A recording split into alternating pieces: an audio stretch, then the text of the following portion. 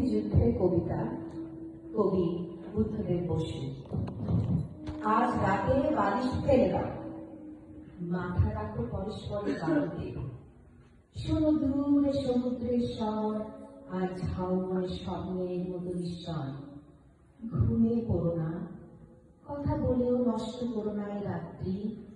শুধু অনুভব করো অস্তিত্ব। কেননা কথাগুলোকে বড় নিষ্ঠুর ভাবে চটকানো হয়ে গেছে।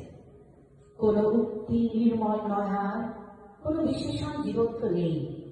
তাই সব ঘোষণা আর সুবল যেন দোকানের জানলায় পুতুলটির চতুর রাবারে তৈরি রঙিন।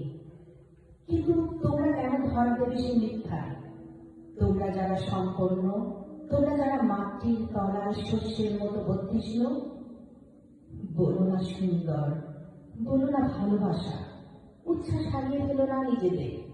শুধু আবিষ্কার করো ঈশ্বরকে, আবিষ্কার করো সেই জগৎ যার কোথাও কোনো সীমান্ত নেই, যার উপর দিয়ে বাতাস হয়ে যায় চিরকালের সমুদ্র থেকে, যার আকাশে এক অনির্বাণ উঠি বিস্তীর্ণ নক্ষত্রময় বিস্তৃতিহীন।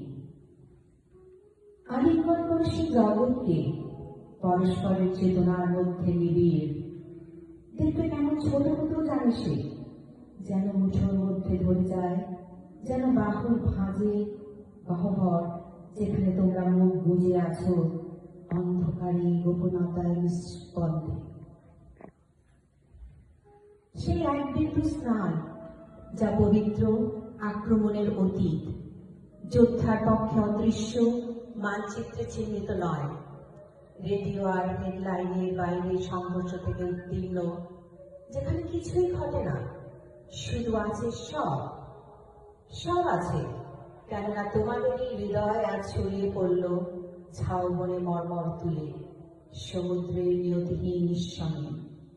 নক্ষত্র থেকে নক্ষত্রে দিগন্তের সংকেত রেখায় সব অতীত, সব ভবিষ্যৎ আজ তোমাদের।